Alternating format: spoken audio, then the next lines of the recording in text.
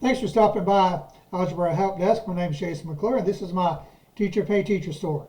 What we're looking at here is our free resource for verbal expressions. It's a warm-up activity that's part of our Algebra Foundations, which is just a review of pre-algebra.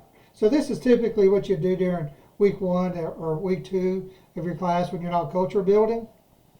So the warm-up activity, I had the same activity twice on one sheet of paper, so you can conserve paper, because I know some teachers in schools like to conserve paper.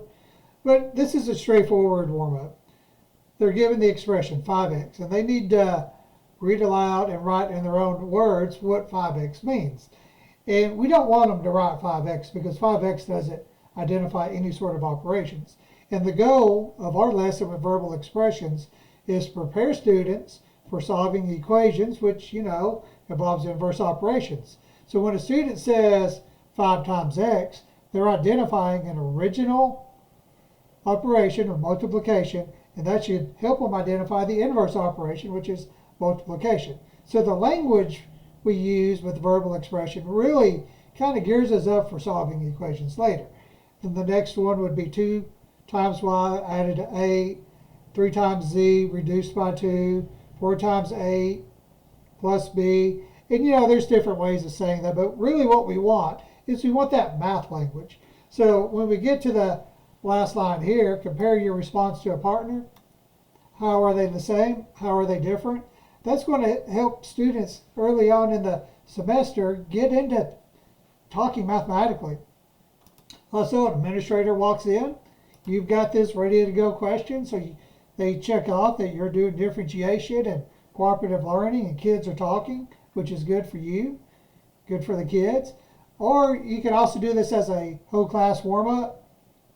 The idea here is you break kids up into partners. Hopefully there's an even number, but on the board, Padlet, whatever you'd want, you'd have these questions. So partner 1 will read the expression, and column 2 and partner 2 will write the words spoken by partner 1. So partner 1, instead of saying 2x, they should say 2 times x, or the product of 2x. And you may want to say list more than one way, or list a minimum of 2 ways of verbalizing each expression, because that'll force kids to come up with more than one option.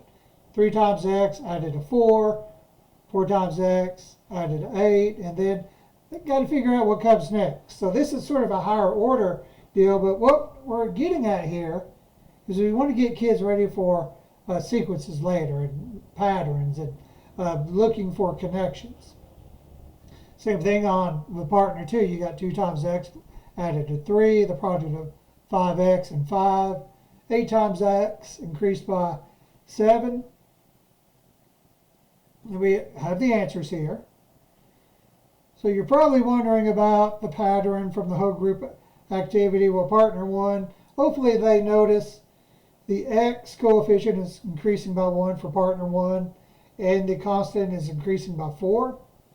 And then for partner 2, the coefficient is increased by 3, and the constant is increased by 2. And once again, this lays the groundwork for when we're talking about patterns and sequences later on when we get to functions. And some of these exact problems are going to show back up then, but in a slightly different format. So when you refer back, you've got a concrete thing that you're referring back to. If you have any questions or comments, let me know.